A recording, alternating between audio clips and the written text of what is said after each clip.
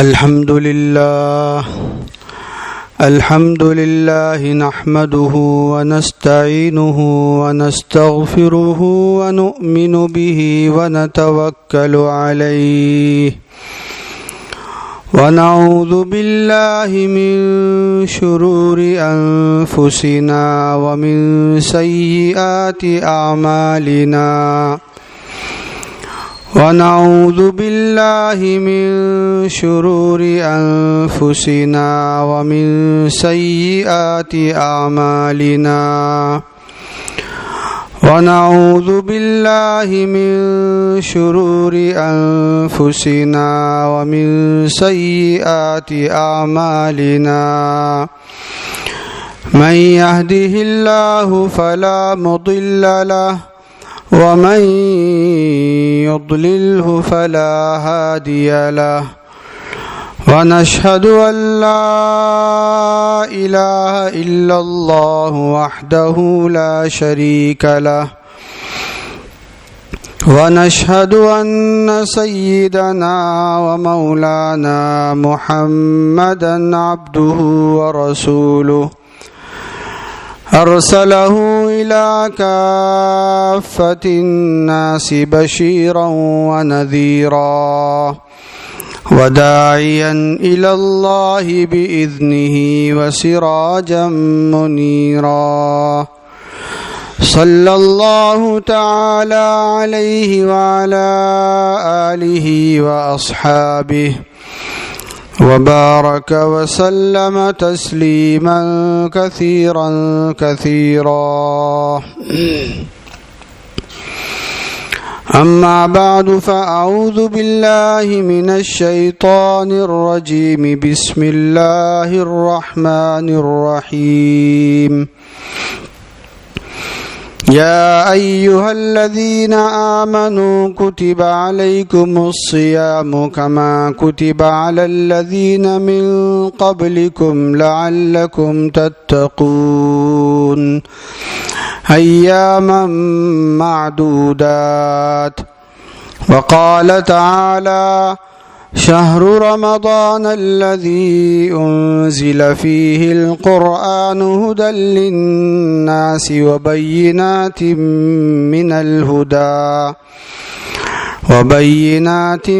من الهدى والفرقان وقال تعالى ولتكبروا الله على ما هداكم ولعلكم تشكرون وإذا سألك عبادي عني فإني قريب أجيب دعوة الداعي إذا دعان فليستجيبوا لي وليؤمنوا بي لعلهم يرشدون.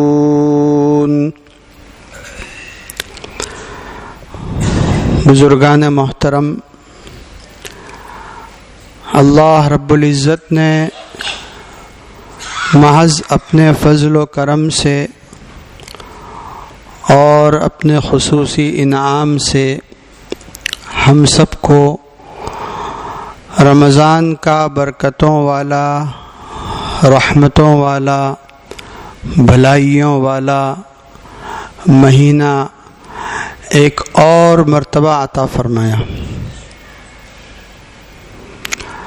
بہت سے ہمارے ساتھ رہنے والے، ہمارے محلے میں رہنے والے، ہمارے رشتہ دار، ہمارے دوست احباب، ہمارے شہر میں رہنے والے مسلمان گزشتہ رمضان میں اس دنیا کے اندر تھے اور اس رمضان میں وہ دنیا میں نہیں ہے. گزشتہ سال کا رمضان ان کی زندگی کا آخری رمضان ثابت ہوا. آپ نے خبریں سنی ہوگی، رمضان سے ایک دن پہلے انتقال ہو گیا. ایک دن پہلے، 4-5 سال پہلے کی بات ہے. ہم لوگ وہاں مکہ مکرمہ میں تھے تو ہمارے ایک دوست ہیں سورت میں، مولانا رفیق صاحب، ان کی والدہ عمرے کے لیے ان کے ساتھ ہی آئی ہوئی تھی. ہر سال کا ان کا معمول تھا. ہمارے جو عبد الوہاب بھائی کو اگر آپ جانتے ہوں، عبد الوہاب بھائی ناڈا، جماعت کا کام کرنے والے ساتھی، ان کی اہلیہ محترمہ بڑی نیک صالح، عبادت گزار، پرہیزگار. تو شعبان کی 30 تاریخ کو مکہ مکرمہ کے اندر انتقال ہوا، اور جنت المعلا کے اندر حضرت خدیجہ رضی اللہ تعالی عنہا کی قبر کے قریب ان کی تدفین ہوئی. اور مولانا رفیق صاحب نے بتایا کہ جب یہاں سے سفر کے لیے وہ روانہ ہو رہی تھیں تو اپنے جو ملنے والی عورتیں تھیں ان سے کہہ رہی تھی کہ اب میں واپس نہیں آؤں گی، میں واپس نہیں آؤں. اللہ رب العزت نے ان کو دین کی ایسی تڑپ، دین کی ایسی لگن عطا فرمائی تھی. ہمارے تو گھریلو تعلقات تھے، میری والدہ کے ساتھ ان کا بہت گہرا تعلق تھا، جیسے ایک سہیلی کا رشتہ ہوتا ہے. وہاں چوڑگر مسجد کے اندر بیان ہوتا تھا. اس زمانے میں گھروں کے اندر اسپیکر لگے ہوئے تھے، مسجد کا بیان گھر کے اندر عورتیں سن سکتی تھی. تو مجھے کبھی کبھی وہ فون پر بتاتی تھی کہ میں تمہارا کوئی بیان چھوڑتی نہیں ہوں. اور ان کی معمول یہ کہ بیان پورا دھیان سے سننے کا، پھر پورا بیان عورتوں کو سنانے کا. جب عورتوں کی تعلیم کا، اجتماع کا موقع ہو، ان کو سنانے کا. نیک صالح پارسا خاتون. اب ہم لوگ یہاں اس وقت بیٹھے ہوئے ہیں، ہماری آنکھیں کھلی ہوئی ہیں، ہمارے جسم کے اندر روح موجود ہے. آئندہ سال کا جو رمضان ہوگا، 1445 والا رمضان، ہم میں سے ایک آدمی بھی اس بات کی ضمانت نہیں دے سکتا کہ آئندہ رمضان کے اندر میں اس دنیا کے اندر موجود ہوں گا. بہت ممکن ہے، بہت ممکن ہے کہ یہ رمضان ہماری زندگی کا آخری رمضان ثابت ہو جائے. اب تو جوانی کی موت کی بھی خبریں آتی ہیں. چلتے پھرتے باتیں کرتے کرتے آدمی دنیا سے چل دیتا ہے. بہت ممکن ہے کہ یہ رمضان میری زندگی کا آخری رمضان ہو. اس کا مطلب یہ ہوا کہ اس رمضان کو ہمیں یہی مان کر گزارنا ہے کہ یہ میری زندگی کا آخری رمضان ہے. ہو سکتا ہے ایسا نہیں، ہم یہی مان لیں کہ آئندہ رمضان میں نہیں ہوں، آئندہ رمضان میں اس دنیا میں نہیں ہوں. یہی مان کر کے، یہ حضور اکرم صلی اللہ علیہ وسلم کی نصیحت ہے. ایک صحابی کو حضور اکرم صلی اللہ علیہ وسلم نے نصیحت فرمائی، صلی صلاۃ مودع، یا ایک روایت کے مطابق صلی صلاۃ مودع، جیسے الوداع کہنے والا نماز پڑھتا ہے، یعنی جس کو معلوم ہے کہ یہ میری آخری نماز ہے. بھائی جیل کے اندر ہے، پھانسی کی سزا ہے، اور کورٹ کی طرف سے ڈیٹ فکس ہو گئی ہے کہ بھائی مارچ کی 24 تاریخ کو عصر کی نماز کے بعد پھانسی کے اوپر لٹکایا جائے گا. وہ آدمی عصر کی نماز کیسے پڑھے گا؟ اس کو معلوم ہے کہ یہ میری زندگی کی آخری نماز ہے. حضور اکرم صلی اللہ علیہ وسلم فرماتے ہیں کہ آپ ہر نماز کو اس طرح پڑھو کہ یہ آپ کی زندگی کی آخری نماز ہے. معلوم نہیں ہے کہ آپ کو اس نماز کے بعد دوسری نماز پڑھنے کا وقت ملنے والا ہے یا نہیں. ایسے اطمینان والی، سکون والی، خشوع خضوع والی، دھیان والی نماز جو ہے رمضان کے اس مبارک مہینے کے اندر اپنی نماز کی ہم سروس کر لیں. یہ اللہ تعالیٰ نے ہم کو ایک مہینہ دیا ہے.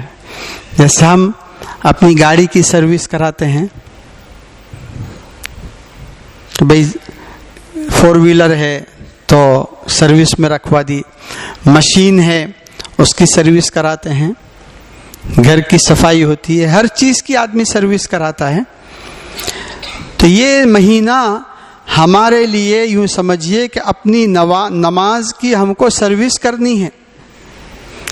نماز ہماری کون سی اینگل سے کمزور ہے اس اینگل کو صحیح کرنا ہے. اس لیے کہ اس مہینے کے اندر اللہ تعالیٰ نے ہمارے لیے آسانیاں فرما دی. آپ جتنی عبادت کرنا چاہیں رمضان کے اندر کوئی رکاوٹ نہیں آئے گی, نہ آپ کو سستی آئے گی اور نہ آپ کو کنٹالا آئے گا. آپ جتنی چاہیں. کیوں؟ کہ وہ گرو گھنٹال کو جیل میں ڈال دیا ہے, مین کرتا دھرتا ہے, اس کو بیڑیوں میں جکڑ کر کے سمندروں کی گہرائیوں میں ڈال دیا گیا ہے تاکہ روزے داروں کے روزے کو خراب نہ کرے. شیطان کو بیڑیاں پہنا کر کے ڈال دیا ہے. اس لیے اس سے اچھا کوئی موقع ہمارے پاس آنے والا نہیں ہے. اپنی نماز کی سروس کر لیں. نماز کی سروس کیا ہے؟ رمضان کے اندر ہم کم سے کم اتنا کریں کہ اذان سے پہلے مسجد میں آنے کا اہتمام کریں. گھر سے وضو کر کے آنے کی عادت ڈالیں. جو آدمی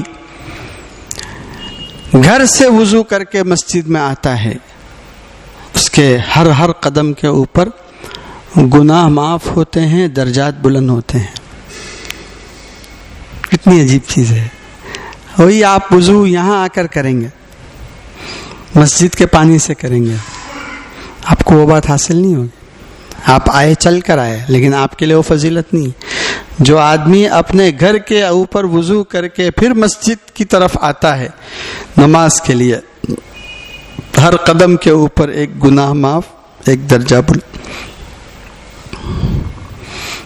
مسجد کے اندر اذان سے پہلے آنے کا اہتمام کریں. مسجد کے اندر آ کر کے سب سے پہلا کام دایاں پاؤں مسجد کے اندر, سیدھا پاؤں مسجد کے اندر داخل کر کے سب سے پہلے اعتکاف کی نیت کر لیں. اعتکاف کی نیت کے لیے ایسے عربی کے الفاظ لکھے ہیں, لیکن اگر عربی کے الفاظ یاد نہ ہوں تو خالی دل کے اندر اتنا ارادہ کر لینا کافی ہے کہ جب تک میں مسجد میں رہوں گا وہاں تک میرا اعتکاف کی نیت ہے. یہ سیدھی اور سمپل نیت ہے. اور اگر کسی کو یاد ہے, آسان ہے, بسم اللہ دخلت وعلیہ توکلت ونویت سنت الاعتکاف, یہ تو اعتکاف کی نیت ہو گئی. اب مسجد میں داخل ہونے کی دعا پڑھ لیجئے, بسم اللہ والصلاۃ والسلام علی رسول اللہ اللہم افتح لی ابواب رحمتک. مسجد میں داخل ہونے کی جو فیمس دعا ہے, اور ایک دعا ایسی ہے جو فیمس نہیں ہے لیکن بڑی پاورفل ہے, اکثر لوگوں کو معلوم نہیں ہے. ابو داؤد شریف کی روایت کے اندر وہ دعا موجود ہے, اعوذ باللہ العظیم وبوجہہ الکریم وسلطانہ القدیم من الشیطان الرجیم. حضور صلی اللہ علیہ وسلم کا معمول تھا مسجد کے اندر داخل ہو کر اس دعا کو پڑھنے کا. کیا فائدہ؟ فرمایا کہ جب یہ آدمی مسجد کے اندر داخل ہو کر کے اس دعا کو پڑھتا ہے تو شیطان خود یہ کہتا ہے کہ آج کا پورا دن یہ مجھ سے سیف ہو گیا. شیطان خود حفظ منی سائر الیوم,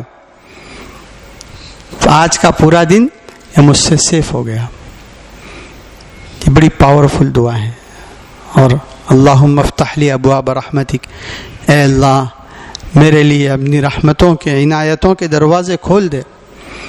بادشاہ کے دربار کے اندر جو شخص جاتا ہے یہ ممکن نہیں ہے کہ اس کا اکرام نہ ہو. اور یہ احکم الحاکمین کا دربار ہے. احکم الحاکمین کا مسجد کے اندر آدمی داخل ہو اس تصور سے آئے کہ میں احکم الحاکمین کے دربار کے اندر حاضر ہوا ہوں اور احکم الحاکمین جو ہے وہ اپنی شان کے مطابق میرا اکرام کرے گا. اب آپ نے دیکھا کہ بھئی مکروہ وقت نہیں ہے. سب سے پہلے نمبر پر تحیۃ المسجد کی 2 رکعت الگ سے پڑھیں. تحیۃ المسجد، تحیۃ المسجد کا مطلب ہوتا ہے مسجد میں داخل ہونے کی شکرانے کی نماز. ہمارے یہاں اس کا ماحول کم ہے تحیۃ المسجد کا. عرب ممالک کے اندر اس کا ماحول زیادہ ہے. اور حدیث کے اندر اتنی تاکید ہے، ابو داؤد شریف کی روایت کے اندر ہے کہ حضور صلی اللہ علیہ وسلم نے فرمایا کہ جب تم مسجد میں داخل ہو تو جب تک 2 رکعت نماز نہ پڑھ لو وہاں تک بیٹھو مت.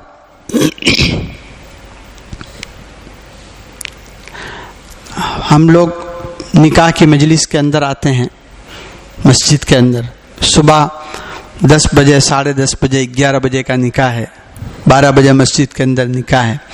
اب جو بھی آیا آ کر کے سیدھا بیٹھ گیا.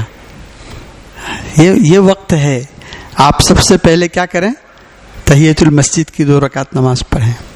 یہی چیزیں ہیں جو ہیں اللہ تعالیٰ کے نزدیک کرتی ہیں انسان کو. تحیۃ المسجد کا مطلب حضرات علماء نے ایسا لکھا ہے، جیسے ہم ہائی وے پر سفر کرتے ہیں بائی روڈ، تو بھائی اب آپ کو کھانے کا کوئی تقاضا نہیں ہے، چائے کا تقاضا نہیں ہے، تقاضا ہے واش روم جانے کا. آپ نے کہا چلو بھئی یہ ہوٹل ہے، یہاں پر واش روم ہے، یہاں ذرا فارغ ہو جاتے ہیں، استنجا کر لیتے ہیں، وضو کر لیتے ہیں، نماز پڑھنی ہے، چلو نماز پڑھ لی. اب آپ نے سوچا کہ چلو یہاں ٹھہرے ہیں، خالی چائے تو پی لو کم سے کم. تقاضا نہیں ہے. آپ نے کیا سوچا؟ ارے یار اتنی بڑی ہوٹل ہے، یہاں ہم ٹھہرے ہیں تو چائے پی لو، چلو جیسا چائے پی لیتے بغیر تقاضے کے. بہت سے ہمارے تو ماشاءاللہ صورتی لالا لوگ تو کھانے پینے میں بہت پیش رہتے ہیں. تو بہت سے لوگ بھائی ذرا فافڑا جلیبی منگائی لو نا، ہاتھے ذرا گاٹھیاں واٹھیاں منگاؤ، تو چائے کے ساتھ ذرا وائی بھی ہو گئی.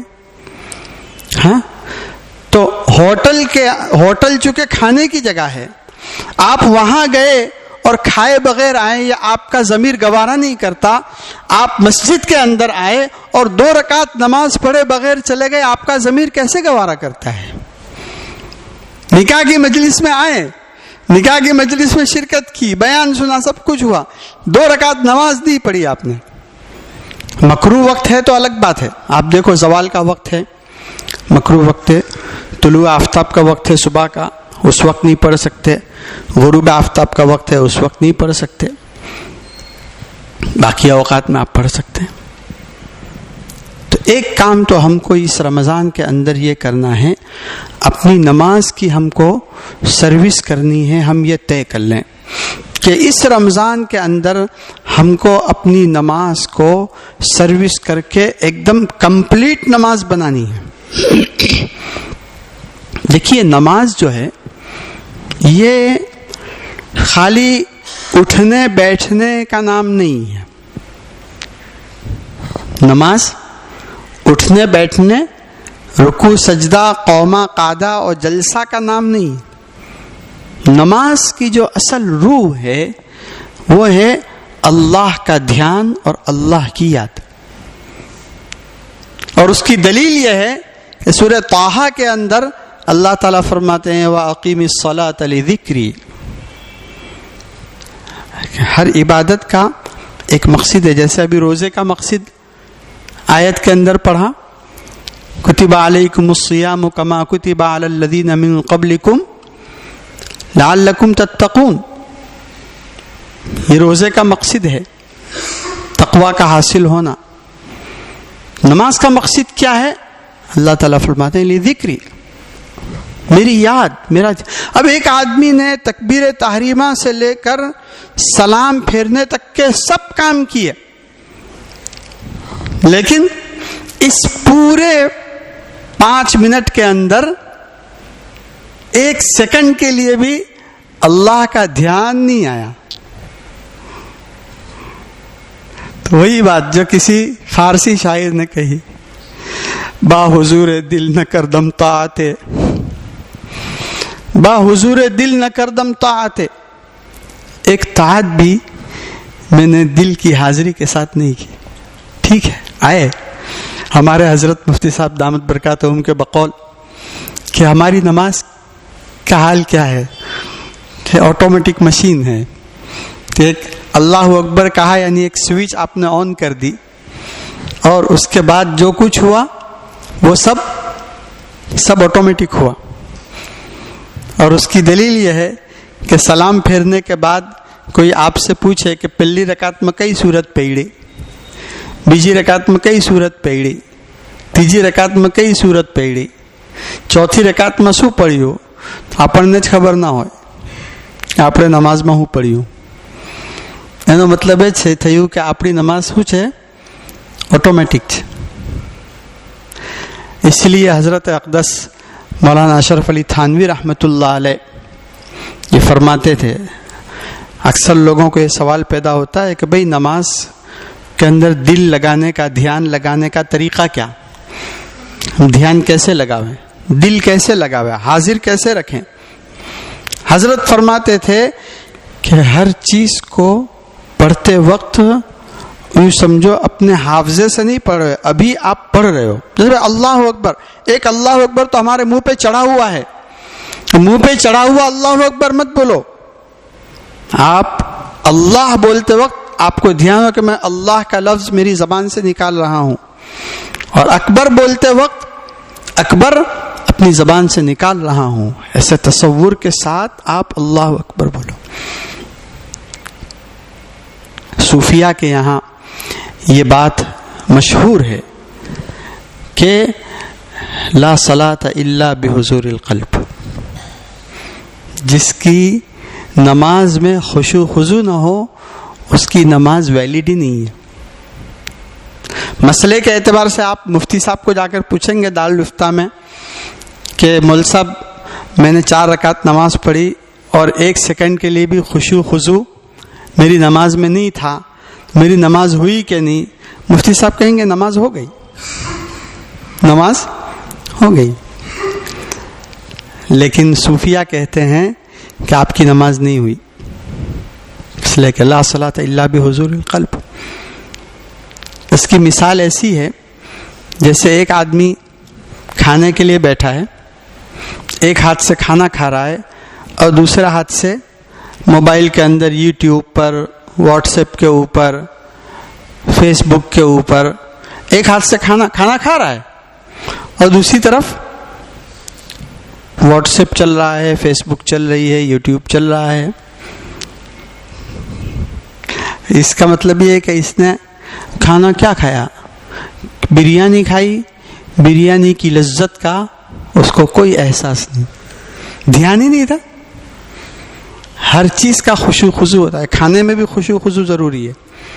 اس لیے ڈاکٹر لوگ کہتے ہیں, حکیم لوگ کہتے ہیں کہ کھانے کے وقت آدمی کو کوئی چیز پڑھنی نہیں چاہیے, مطالعہ نہیں کرنا چاہیے. بہت سے لوگوں کو جو مطالعے کے شوقین ہوتے ہیں, میرے والد محترم مرحوم, ان کو مطالعے کا بہت شوق تھا. ان کا ہمیشہ کا معمول رات کے کھانے کے لیے بیٹھتے تھے تو یہاں کھانا چل رہا ہے اور ڈابے ہاتھ کے طرف وہ ایک کتاب نیچے زمین کے اوپر رکھ کر کے ادھر کھانا کھاتے جاتے تھے, ادھر کتاب پڑھتے جاتے تھے. چالو کھانے کے اندر بھی ان کی کتاب چالو رہتی تھی. وہ خشوع خضوع کے بغیر کا کھانا ہے. جیسے اس آدمی کو کھانا اس نے کھایا, ہاں کھانا اس نے کھایا. امام مسلم رحمۃ اللہ علیہ بخاری کے بعد جن کی کتاب کا درجہ ہے صحیح مسلم شریف جن کو ہم کہتے ہیں، ان کے انتقال کا کیا حادثہ ہوا تھا؟ ان کے انتقال کا واقعہ یہ لکھا ہے کہ کسی حدیث کی تلاش میں تھے اور ایک طرف جو ہے وہ کھجور کا ٹوکرا رکھا ہوا تھا، تو ادھر سے کھجور منہ میں ڈالتے جاتے تھے، ادھر حدیث ڈھونڈتے جاتے تھے، ادھر سے کھجور کھاتے جاتے تھے، ادھر حدیث. بہت ٹائم نکال، پورا ٹوکرا تھا اور وہ بے خیالی کے اندر پورا ٹوکرا کھا گئے کھجور کا، بدہضمی ہو گئی، انتقال ہو گیا، پتہ ہی نہیں چلا کہ کتنی کھجوریں کھا گئے. اس لیے میرے بزرگوں میں عزیزوں، ہم اللہ رب العزت سے اس مبارک مہینے کے اندر بہت ہی لجاجت کے ساتھ یہ درخواست کریں کہ اللہ، میں اس مبارک مہینے کے اندر اپنی نماز کی مکمل سروس کروانا چاہتا ہوں. میں یہ چاہتا ہوں کہ میری نماز بن جائے، سروس کروانا چاہتا ہوں. اب دیکھیے، آپ کہیں گے کہ مول صاحب رمضان نو مہینوں છે، روزہ વિશે વાત કરો، لعلکم تتقون વિશે કંઈ બોલો، તો તમે તો આ નમાઝને ખુશુ ખુશુને લઈને બેસી ગયા. دیکھیے، اس کا براہ راست روزے سے اور تقوی سے تعلق ہے. اللہ تعالیٰ کیا فرماتے ہیں؟ یا ایھا الذین آمنوا کتب علیکم الصیام کما کتب علی الذین من قبلکم لعلکم تتقون. روزہ تم پر فرض کیا گیا جیسے تم سے پہلے لوگوں پر فرض کیا گیا تھا، تاکہ تمہارے اندر تقوی ہے. تو یہاں ایک سوال پیدا ہوتا ہے کہ تقوی کے ساتھ روزے کا کیا جوڑ ہے؟ What is the connection between تقوی and روزہ؟ تقوی اور روزے میں کیا کنیکشن ہے کہ اللہ تعالیٰ یہ فرما رہے ہیں کہ روزہ رکھو تمہارے اندر تقوی آئے گا. روزے سے تقوی کیسے آتا ہے؟ اس کی ایک تشریح تو حضرت اقدس تھانوی رحمۃ اللہ علیہ نے کی ہے، جس کو ہمارے حضرت مفتی صاحب نے سمجھایا ہے کہ حضرت یہ فرماتے تھے کہ روزہ جو ہے وہ تقوی حاصل کرنے کا پرائمری کورس ہے، اور اس کی وجہ یہ ہے کہ آدمی جو ہے روزے کے اندر کیا کرتا ہے، روزے کا خلاصہ کیا ہے. روزے کی ڈیفینیشن جو فقہ کی مسائل کی کتابوں کے اندر لکھی ہے وہ یہ ہے کہ صبح صادق سے لے کر غروب آفتاب تک کھانے پینے اور ہم بستری کرنے سے رکنا نیت کے ساتھ. یہ روزے کی ویاکھیا ہے. صبح صادق سے لے کر غروب آفتاب تک کھانا نہیں، پینا نہیں، ہم بستری نہیں کرنا، نیت کے ساتھ، یہ روزہ ہے. اب دیکھیے، یہ تین چیزیں ہیں، کھانا، پینا اور بیوی کے ساتھ ہم بستری کرنا. یہ تین کام ایسے ہیں کہ جو 12 ماس اور 24 کلاک آدمی کے لیے حلال ہے. آپ 11 مہینے کے اندر جب کھانا چاہیں، جتنا چاہیں، حلال ہے. اپنی بیوی کے ساتھ ہم بستری 11 مہینے کے اندر وداؤٹ اینی ریسٹرکشن، کسی بھی پابندی اور رکاوٹ کے بغیر آپ اپنی بیوی سے ہم بستری کر سکتے ہیں. یہ تینوں کام ایسے ہیں جو پوری زندگی انسان کے لیے حلال اور جائز ہے. رمضان کے مبارک مہینے کے اندر بھی غروب آفتاب سے لے کر صبح صادق تک جائز اور حلال ہے. ابھی ظہر کا ٹائم ہے، ابھی مغرب کی اذان ہوگی، پھر ہمارا کھانے کا سلسلہ شروع ہو جائے گا. پینے کا سلسلہ کب تک رہے گا؟ سحری تک رہے گا، فجر صبح صادق تک. اب یہ جو صبح صادق سے لے کر غروب آفتاب تک کا ٹائم ہے، اس کے اندر ہم کو اللہ تعالیٰ نے نہ کہہ دیا کہ کھانا نہیں، پینا نہیں، بیوی سے ملنا نہیں. کیوں؟ یہاں ہم کو ہماری جو ہے نا وہ بریک کی سروس کروائی جا رہی ہے. یوز کرتے کرتے جو بریک کمزور ہو جاتی ہے نا، ہمارے ٹو ویلر جو چلاتے ہیں اس میں اکثر ایسا ہوتا ہے کہ وہ تھوڑے دن گزریں گے کہ آپ کی بریک ایک دم کیا ہو جائے گی، لوز ہو جائے گی، وائر ڈھیلا ہو جاتا ہے، تو وہ جب تک چلتا ہے وہاں تک چلتا رہتا ہے، لیکن خدا نہ خواستہ ایمرجنسی ہو تو پھر ایکسیڈنٹ ہو جاتا ہے، رک نہیں سکتی. تو بریک جو ہے آدمی کی ہر وقت مینٹین رکھنی چاہیے، ایک دم ایکٹیو رکھنی چاہیے. روزے کے ذریعے سے ہماری اس بریک کو صحیح کروایا جا رہا ہے. ہم کو اس بات کا عادی بنایا جا رہا ہے کہ اپنے آپ کو کہاں روکنا، کہاں بچانا، یہ ہم کو اس کا طریقہ پتہ چلے. اس لیے کہ گناہ جتنے بھی ہیں وہ سب کیا ہیں؟ بچنے کی چیزیں ہیں، رکنے کی چیزیں ہیں. بھائی ایک آدمی کو زنا سے بچنا ہے، ایک آدمی کو بد نظری سے بچنا ہے، ایک آدمی کو گانے سے بچنا ہے، ایک آدمی کو ویات سے بچنا ہے، مال حرام سے بچنا ہے. سامنے اس کا موقع ہے، آفر ہے. بھائی بینک کا کوئی ادھیکاری جو ہے وہ آپ کا خاص دوست ہے، اس نے کہا کہ تمہارا ماٹے کوئی کنڈیشن نہ تھی، لاؤ تم نے لون اپائی دوں. ویسی اوپن آفر ہے کہ کوئی ڈاکومنٹس نہیں، کوئی چیز نہیں، لاؤ لون اپائی دوں. اب وہاں اگر ہماری بریک صحیح ہے تو ہم اس سے رک سکیں گے کہ نا ہمارے آنے تھی جو ہی تو مجھے اس کی ضرورت نہیں ہے.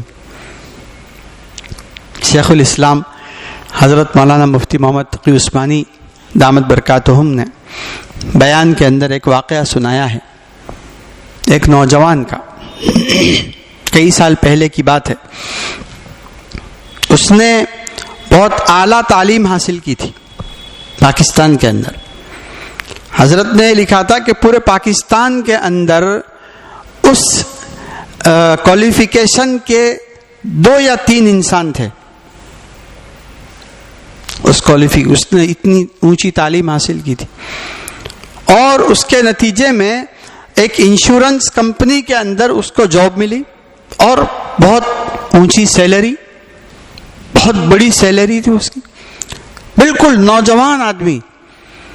کہتے ہیں کہ میرے پاس آیا اور مجھ سے پوچھتا ہے کہ حضرت میری جاب ایک انشورنس کمپنی کے اندر ہے، تو کیا اسلام انشورنس کمپنی کے اندر جاب کرنے کی اجازت دیتا ہے؟ یہ میرے لیے حلال ہے؟ سیلری میرے لیے حلال ہے، جائز ہے؟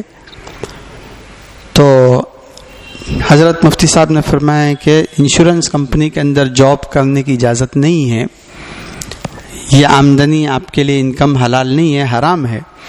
البتہ ہمارے مفتیان کرام اور ہمارے اکابر ایسے انسان کو یہ ایڈوائس دیتے ہیں، وہ ایڈوائس میں آپ کو بھی دیتا ہوں کہ ابھی آپ یہ جاب ایک دم سے نہ چھوڑیں، آپ دوسری جاب ڈھونڈیں اور بہت قوت کے ساتھ ڈھونڈیں. جیسے وہ آدمی ڈھونڈتا ہے جس کے پاس جاب بالکل نہیں ہوتی، اس طرح آپ ڈھونڈیں. ادھر صلاۃ التوبہ چالو رکھیں، روزانہ صلاۃ التوبہ پڑھے سوتے وقت، اے اللہ میرے سے بھول ہو گئی کہ میں نے آج یہ کام کیا. ادھر دوسری جاب ڈھونڈے، جیسے ہی دوسری جاب ملے فوراً اس کو چھوڑ دے. دوسری جاب ملنے سے پہلے اس جاب کو نہ چھوڑے، ایسا ایڈوائس مفتیان کرام دیتے ہیں. سب فتاوا کی کتابوں کے اندر لکھا ہوا ہے. وہی ایڈوائس میں آپ کو بھی دے رہا ہوں کہ جاب چھوڑنے میں جلدی مت کرنا. حضرت فرماتے ہیں اس نوجوان نے مجھ سے یہ کہا کہ حضرت مفتی صاحب گستاخی معاف ہو، میں آپ سے مسئلہ پوچھنے آیا ہوں، آپ کا مشورہ لینے نہیں آیا ہوں. میں نے آپ سے مشورہ مانگا، میں نے آپ سے مسئلہ پوچھا، آپ کی ذمہ داری مسئلہ بتانے کی ہے. مفتی صاحب فرماتے ہیں کہ اس نے وہیں میرے پاس بیٹھے بیٹھے وہیں اس نے ریزائن لکھا. مجھے ایسی ملازمت کی، ایسی جاب کی، ایسی سروس کی کوئی ضرورت نہیں ہے جس کی میرے اسلام نے اجازت نہیں دی. آپ اندازہ لگائیے پورے پاکستان کے اندر 2 سے 3 انسان ہیں جو اس کوالیفیکیشن کے ہیں اور اتنی اونچی اس کو سیلری مل رہی ہے کہ ایک فتوے کے اوپر 1 منٹ کے اندر اس نے ڈیسیشن لے لیا کہ مجھے یہ کام نہیں کرنا ہے. اس کو کہتے ہیں اس کی بریک کا مضبوط ہونا, بریک کا ایکٹیو ہونا. اسی بریک کو ایکٹیو کرنے کے لیے اللہ تعالیٰ نے ہم کو روزہ دیا ہے. جو 11 مہینے جو چیز حلال ہے, 24 گھنٹے حلال ہے, وہ آپ اللہ کے لیے چھوڑ دیتے ہیں. کسی سے بھی آپ کہیں بھائی ابھی تو خیر ماشاءاللہ موسم بہت اچھا ہے, مسجد کے اندر کا موسم تو اور اچھا ہے ماشاءاللہ آپ کے یہاں کی, لیکن اگر مئی جون کی گرمی کے روزے ہوں اور باہر سڑک کے اوپر چلچلاتی دھوپ کے اندر کوئی روزے دار جو ہے پسینے سے شرابور ہو رہا ہو, بڑی عمر کا 85 سال کا 90 سال کا بوڑھا ہو, اس کو آپ آفر کرے کہ بھائی ذرا آدھا گلاس جوس پی لو, آپ کی حالت خراب ہو رہی ہے گرمی سے, وہ کیا کہے گا؟ کیا کہے گا؟ روزہ ہے. آپ اس کو بند کمرے کے اندر لے کر جاؤ جہاں آپ ہو اور وہ ہو اور تیسرا کوئی نہ ہو, اس سے کہو کہ لو اب پی لو, وہ کیا کہے گا؟ روزہ ہے. آپ کہیں گے کہ روزہ ہے میں ہوں اور تم ہو, تو وہ کہے گا کہ جس کے لیے میں نے روزہ رکھا ہے اس کو تو پتا ہے. کرے گا؟ کوئی بھی آدمی روزے کے اندر پانی کا ایک گھونٹ نہیں پیے گا, چاہے اس کو پیاس سے کتنی حالت خراب ہو جائے. ہمارے حضرت مفتی صاحب دامت برکاتہم اس موقع پر قدرت اللہ شہاب کے حوالے سے ایک بڑا ایمان افروز قصہ سناتے ہیں کہ یہ قدرت اللہ شہاب جو ہیں یہ ایک بہت بڑے آفیسر گزرے ہیں. ابھی پارٹیشن ہونے سے پہلے کی بات ہے, ہمارے ابھی ہندوستان پاکستان کے بھاگلے نہیں پڑے تھے, اس سے پہلے کے زمانے میں یہ قدرت اللہ شہاب تھے اور جنرل ایوب کے وہ سیکریٹری رہ چکے تھے. جیسے ہمارے یہاں IAS ہوتے ہیں, انڈین ایڈمنسٹریشن سروسز والے, تو ایسے وہاں کی جو یہ ایڈمنسٹریشن سروسز ہیں اس کے یہ آفیسر تھے. انہوں نے اپنی آٹو بایوگرافی لکھی ہے. اس کے اندر انہوں نے ایک قصہ لکھا ہے. وہ فرماتے ہیں کہ جس زمانے کے اندر میں ہالینڈ کے اندر اس میں تھا ایڈمنسٹریشن میں, پاکستان کی طرف سے میں یہ ایمبیسڈر تھا, سفیر ہالینڈ کے اندر. ایک مرتبہ شام کے وقت میں ایک پارک کی طرف نکلا اس کے ذرا تفریح کے لیے, تو وہاں مجھے ایک بہت سریلی اور میٹھی آواز کے اندر سورہ رحمان کی تلاوت کی آواز آئی. سورہ رحمان کی تلاوت کی آواز آئی, مجھے بڑا تعجب ہوا. یہ ہالینڈ جو ہے ڈچ لوگوں کا علاقہ ہے اور یہاں اتنی بہترین آواز میں کون سورہ رحمان کی تلاوت کر رہا ہے. کہتے ہیں کہ میں جو آواز کی سمت میں بڑھا, میں نے جا کے دیکھا تو ایک ڈچ آدمی بینچ کے اوپر بیٹھ کر کے سورہ رحمان کی تلاوت مزے لے کر کے کر رہا ہے. مجھے کہتے ہیں میری حیرت کی انتہا نہیں رہی, اس لیے کہ ڈچ لوگوں کا اسلام کے ساتھ تعصب کا حال یہ ہے کہ جب ان کا بچہ پیدا ہوتا ہے تو جو فارم فل کیا جاتا ہے اس میں جو مذہب کا خانہ ہوتا ہے, ریلیجن کا, اس خانے کے اندر ماں باپ یہ لکھتے ہیں کہ یہ بچہ بڑا ہونے کے بعد اپنی مرضی کا کوئی بھی مذہب اختیار کر سکتا ہے سوائے اسلام کے. یہ ان کے اندر اتنا کٹرواد ہے اسلام کے بارے میں. وہ ڈچ آدمی بیٹھ کر کے قرآن کی تلاوت کر رہا ہے. کہتے ہیں میں اس کے قریب بیٹھ کر کے قرآن سنتا رہا. جب وہ قرآن پڑھ کر کے فارغ ہو گیا تو میں اس کے پاس جا کر کے میں نے اس کے ساتھ بات چیت کی. میں نے اس سے پوچھا کہ آپ مسلمان ہیں؟ تو کہ ہاں مسلمان. کہ آپ کیسے مسلمان بنے؟ اس نے کہا کہ میں کراچی کے اندر جو پورٹ ہے، بندرگاہ ہے، وہاں میری نوکری تھی، آفیسر تھا میں. جہاز آتے تھے، ان کو خالی کرانا، کتنا سامان آیا، کتنا مال اترا، وہ ساری سپروائزر تھا میں. ایک جہاز آیا دوپہر کے وقت میں، تو سب مزدور آئے، لیبر آئے، اور انہوں نے فٹافٹ جو ہے پورا سامان اتارا جہاز کا. اس کے اندر میں نے دیکھا ایک بڑی عمر کے بوڑھا انسان جو ہے وہ سامان اتار رہا ہے اور پسینے میں ریب جھیپ ہو چکا ہے. اس کی حالت دیکھ کر کے مجھے اس پر بڑا ترس آیا، اور میں نے اس کو پانی پیش کیا، بھئی پانی پی لو. اس نے کہا نہیں، پانی پینے سے انکار کر دیا. اس رمضان کا مہینہ تھا. انہوں نے اس سے کہا میری آفس میں آؤ، تو میری آفس میں آؤ. آفس کے اندر جب وہ ان کے سامنے آ کر کے بیٹھا، انہوں نے اپنے فریج کے اندر سے جوس کا ڈبہ نکال کر کے بڑے میاں کو پیش کیا کہ یہ پی لو.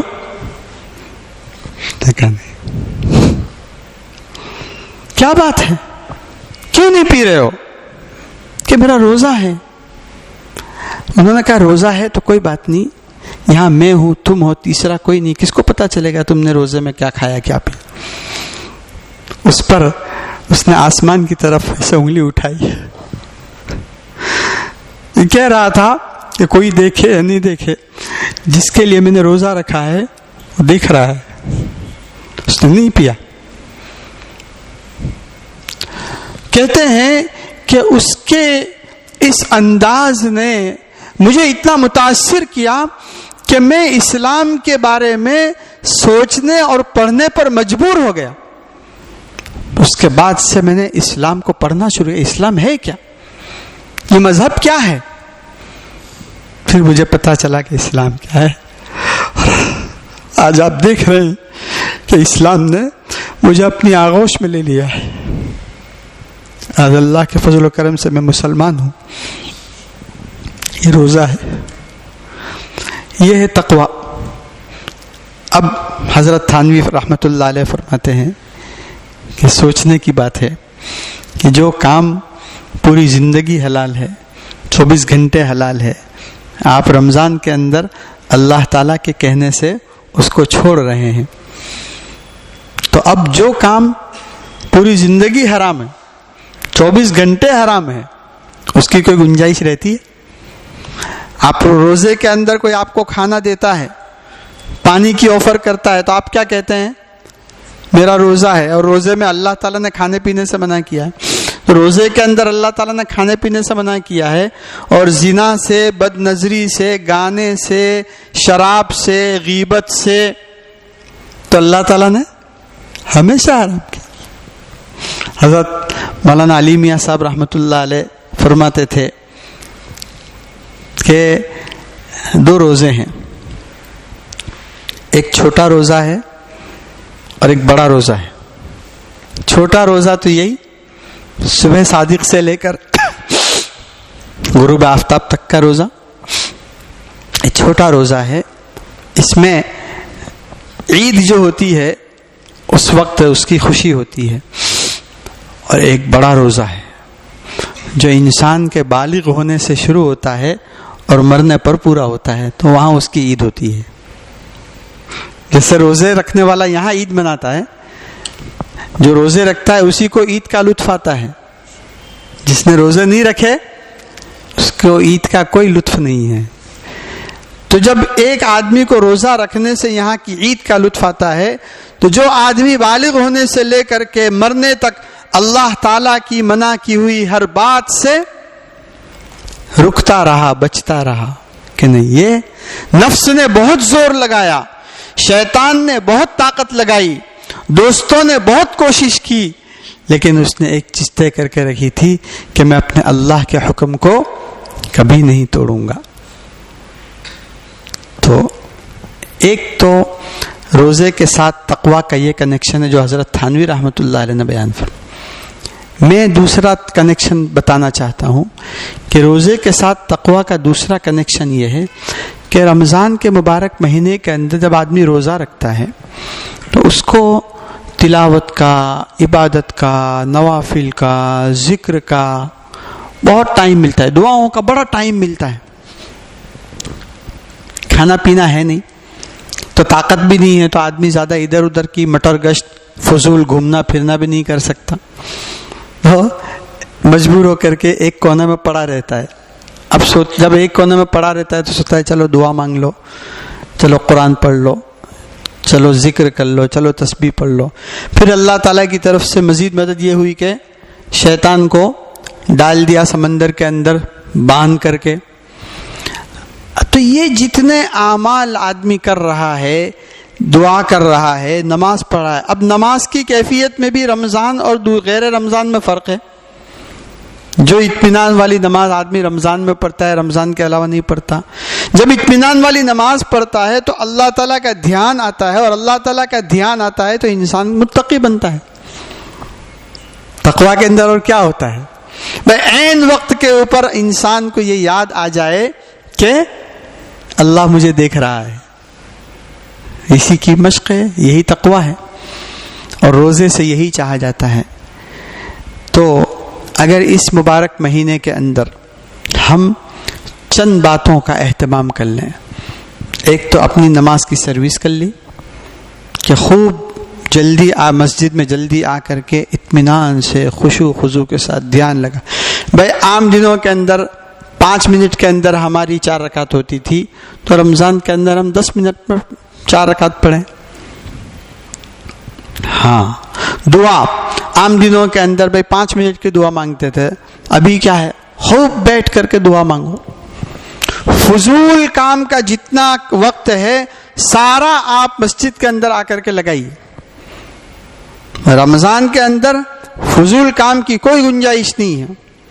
اس لیے حضرت شیخ الحدیث مولانا محمد زکریہ صاحب رحمۃ اللہ علیہ کی خانقاہ کے اندر جو اعلان ہوتا تھا وہ یہی اعلان ہوتا تھا کہ خانقاہ کے اندر کھانے پر کوئی پابندی نہیں ہے، سونے پر کوئی پابندی نہیں ہے.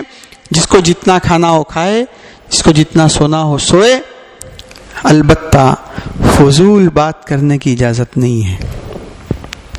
فضول بات کرنے کی اجازت نہیں. رمضان اس کے لیے نہیں آیا ہے.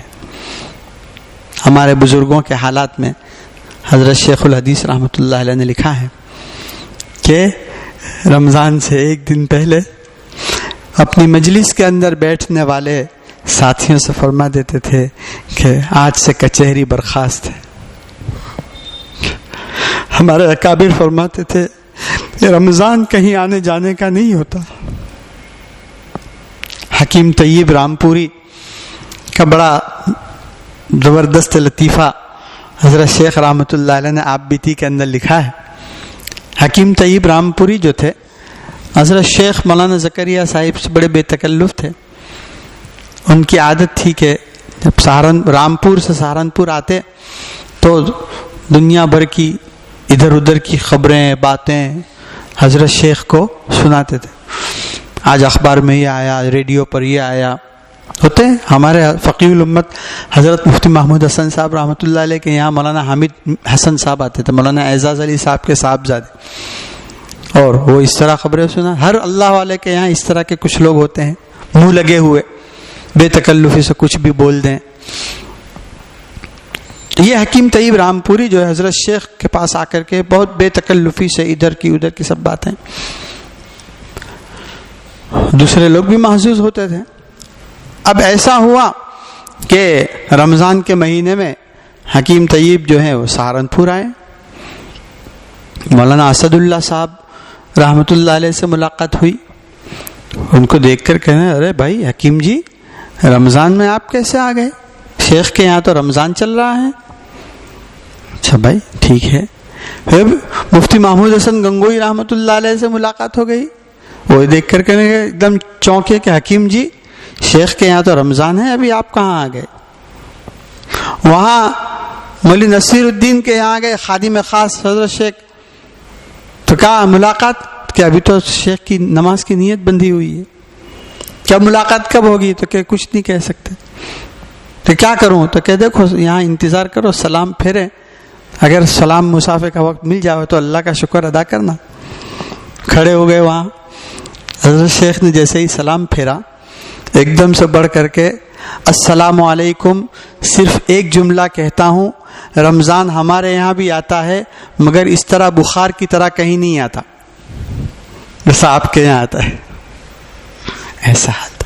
حضرت شیخ رحمۃ اللہ علیہ کے بارے میں لکھا ہے کہ روزانہ ایک قرآن ختم کرنے کا معمول تھا, اور حضرت شیخ کی خانقاہ کے اندر ایسے ان گنت لوگ رہتے تھے جو مغرب ٹو مغرب ان کا قرآن پورا ہوتا تھا. ان گنت لوگ. اور اللہ کے بندے آج کی تاریخ میں بھی ایسے موجود ہیں کہ رمضان کے مہینے میں روزانہ ایک قرآن ختم.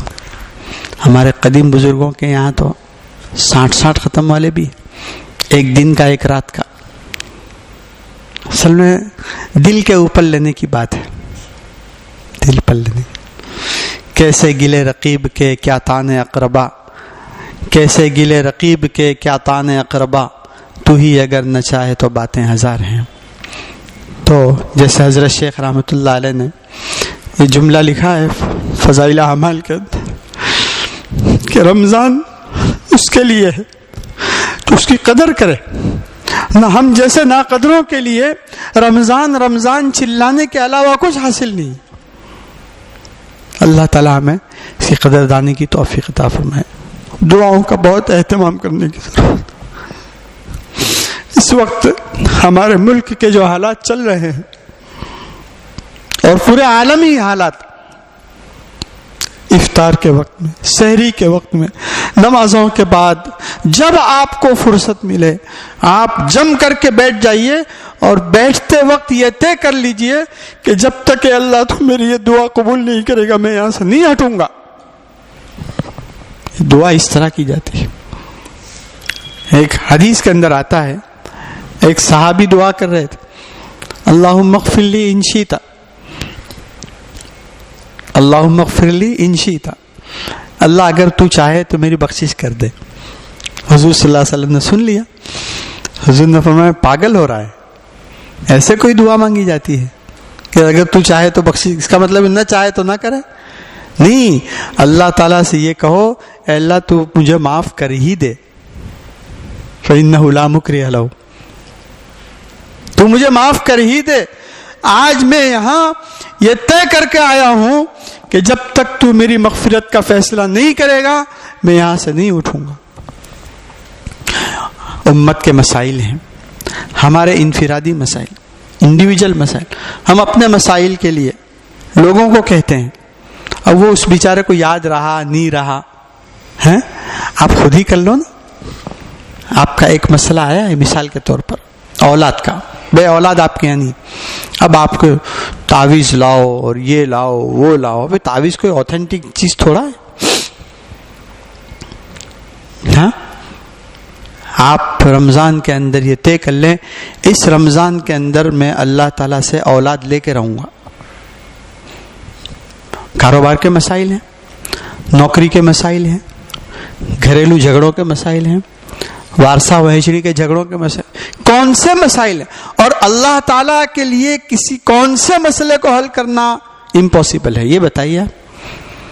اللہ تعالیٰ کے لیے کون سے مسئلے کو حل کرنا امپاسبل ہے؟ واللہ علی کل شیء قدیر. اللہ تعالیٰ سے ایک ہے, اے اللہ آپ کو کسی سے مشورہ کرنے کی ضرورت نہیں, آپ کو کسی سے پوچھنے کی ضرورت نہیں ہے. ہاں, اس لیے ابھی بہت ہمارے پاس کافی ٹائم ہے, ابھی تیسرا روزہ ہے, پورے 27 دن ہمارے پاس ہیں. تو خوب شوق سے, پورے ذوق سے حضرت شیخ رحمۃ اللہ نے لکھا ہے کہ بھئی جو لوگ ریٹائرڈ ہیں, نہ ان کو دکان پہ جانا ہے, نہ ان کو نوکری کا ٹینشن ہے, ان کو تو کیا کرنا چاہیے, مسجد میں آ کے پڑھ جاؤ بس, کوئی کام دھندا نہیں, بس تلاوت کرو, دعا مانگو, ذکر کرو, تسبیح پڑھو. حضور صلی اللہ علیہ وسلم سے پورے مہینے کا اعتکاف بھی ثابت ہے. پورے مہینے کا اعتکاف حضور نے کیا ہے, 20 دن کا بھی کیا ہے, اور آخری عشرے کا اعتکاف تو آپ نے کبھی چھوڑا ہی نہیں. تو آخری عشرے کی اعتکاف میں تو آپ لوگ ایسی نیت کریں کہ پوری مسجد کو بھر ڈالیں گے، اس کے انوار و برکات ہیں۔ اور آپ حضرات کے یہاں درس قرآن کی کوئی ترتیب، تو رمضان کے مبارک مہینے کے اندر میری درخواست ہے کہ آپ حضرات یہاں کوئی عالم ہوں، امام صاحب ہوں، جو بھی ہوں، آپ ان سے کہہ کر کہ بھئی ایک 10 سے 15 منٹ کا درس قرآن، چاہے عصر کے بعد رکھو، چاہے تراویح کے بعد رکھو، جب آسانی ہو، لیکن رمضان کے اندر درس قرآن ضرور ہونا چاہیے۔ اور آخری عشرے کے اعتکاف کے لیے آپ لوگ ابھی سے نیت کر لیں، ارادے کر لیں، یہاں کرنا ہو تو یہاں، ڈابھیل جانا ہو تو ڈابھیل جائیے، کنتھاریا میں خانقاہ چلتی ہے، شیخ حنیف صاحب کی خانقاہ بھی کوسمبا کے اندر چلنے والی ہے، اور کہیں دور جانے کا ٹائم نہ ہو، کچھ پریشانی ہو، ہم غریبوں کے یہاں بھی ایک چھوٹا سا نظام چلتا ہے، چوڑگر مسجد سوداگر واڑے کے اندر بھی ہمارے یہاں بھی ماشاءاللہ کچھ لوگ ہوتے ہیں، اگر وہاں آنا چاہیں وہاں بھی کچھ کوشش کرتے ہیں کہ بھئی وقت جو ہے اچھی طرح سے وصول ہو جائے، پوری طرح سے عبادت میں، تلاوت میں۔ بہرحال یہ میں نے جیسا عرض کیا شروع میں کہ پتہ نہیں کہ آئندہ سال کا رمضان ہم کو ملتا ہے یا نہیں، اور اہل اللہ کے یہاں یہ بات ملتی ہے کہ اگر کسی میت کو جو قبر میں جا چکا ہے اس سے یہ کہا جائے کہ کیا مانگتا ہے، تو یہ کہے گا کہ مجھے رمضان کا ایک دن مل جائے، صرف رمضان کا ایک دن مجھے مل جائے، میں اس میں عبادت تلاوت کر سکوں۔ ہمارے پاس وہ موجود ہے۔ اللہ تعالی ہمیں قدردانی کی توفیق عطا فرمائے، جو کچھ کہا گیا اللہ تعالی اس پر مجھے بھی عمل کی توفیق عطا فرمائے، سب کو عمل کی توفیق عطا فرمائے۔ سبحانک اللہم و بحمدک و تبارک اسمک و تعالی جدک و لا الہ الا اللہ الاحد الصمد الذی لم یلد ولم یولد ولم یکن له کفوا احد۔ لا الہ الا اللہ الحنان المنان بدیع السماوات والارض ذو الجلال والاکرام یا حی یا قیوم۔ اللہم صلی علی سیدنا و مولانا محمد وعلى آل سيدنا كما صليت على إبراهيم وعلى آل إبراهيم اللهم بارك على محمد وعلى آل محمد كما باركت على إبراهيم وعلى آل إبراهيم إنك حميد مجيد۔ اللهم صل صلاة كاملة وسلم سلاما تاما على سيدنا محمد تنحل به العقد وتنفرج به الكرب وتقضى به الحوائج وتنال به الرغائب وحسن الخواتيم ويستسقى الغمام بوجهه الكريم وعلى آله وصحبه في كل لمحة ونفس بعدد كل معلوم لك۔ اللهم صل على سيدنا ومولانا محمد وعلى آل سيدنا ومولانا محمد صلاة تنجينا بها من جميع الأهوال والآفات وتقضي لنا بها جميع الحاجات وتطهرنا بها من جميع السيئات وترفعنا بها إنك على الدرجات وتبلغنا بها أقصى الغايات من جميع الخيرات في الحياة وبعد الممات إنك على كل شيء قدير۔ ربنا ظلمنا أنفسنا وإن لم تغفر لنا وترحمنا لنكونن من الخاسرين۔ ربنا آتنا في الدنيا حسنة وفي الآخرة حسنة وقنا عذاب النار۔ ربنا لا تزغ قلوبنا بعد إذ هديتنا وهب لنا من لدنك رحمة إنك أنت الوهاب۔ ربنا اغفر لنا ذنوبنا وإسرافنا في أمرنا وثبت أقدامنا وانصرنا على القوم الكافرين۔ ربنا اصرف عنا عذاب جهنم إن عذابها كان غراما إنها ساءت مستقرا ومقاما۔ ربنا هب لنا من أزواجنا وذرياتنا قرة أعين واجعلنا للمتقين إماما۔ مولا کریم ہمارے گناہوں کو معاف فرما، خطاؤں سے درگزر فرما، اپنی مرضیات پر زیادہ سے زیادہ چلا کر نامرضیات سے پوری حفاظت فرما۔ اے اللہ، دوام ذکر اور دوام طاعت کی توفیق عطا فرما۔ ایک لمحے کے لیے بھی تیری نافرمانی اور تجھ سے غفلت میں مبتلا ہونے سے حفاظت فرما۔ نیکیوں کا شوق عطا فرما۔ اے اللہ، گناہوں کی نفرت ہمارے دلوں کے اندر ڈال دے۔ اے اللہ، اس رمضان کو ہماری اصلاح کا ذریعہ بنا دے، تزکیہ کا حاصل ہونے کا ذریعہ بنا دے، دل کے پاک اور صاف ہونے کا ذریعہ بنا دے۔ اے اللہ نفس و شیطان کے حملوں سے حفاظت کا ذریعہ بنا دے، ہماری اپنی زندگیوں کے اندر خوشگوار تبدیلی کے آنے کا ذریعہ بنا دے، تیرے قرب کے حاصل ہونے کا ذریعہ بنا دے۔ اے اللہ امت مسلمہ کے جتنے مسائل ہیں اے اللہ ان تمام مسائل کو حل فرما دے۔ ہندوستان کے مسلمانوں کے لیے جتنے چیلنجز ہیں، جتنے پٹکار ہیں، جتنے مسائل ہیں اے اللہ ان تمام کو حل فرما دے۔ اے اللہ جہاں کہیں مظالم ڈھائے جا رہے ہیں اے اللہ مظلوم کی حمایت فرما، ظالم کے ہاتھ کو ظلم سے روک دے۔ اے اللہ مسلمانوں کے ایمان کی، جان کی، مال کی، اخلاق کی، عزت کی، آبرو کی، تجارت و زراعت و کاروبار کی، ہر چیز کی حفاظت فرما۔ اے اللہ تیری معرفت کے انوار سے ہمارے قلوب کو منور و معمور فرما، ہمارے قلوب کو قلوب منیبہ اور ہمارے نفوس کو نفوس مطمئنہ بنا دے۔ رمضان کے مبارک مہینے کی حقیقی قدردانی کی ہم سب کو توفیق عطا فرما۔ جتنے ایام گزر گئے اس میں جو کمی کوتاہی ہو گئی اسے معاف فرما۔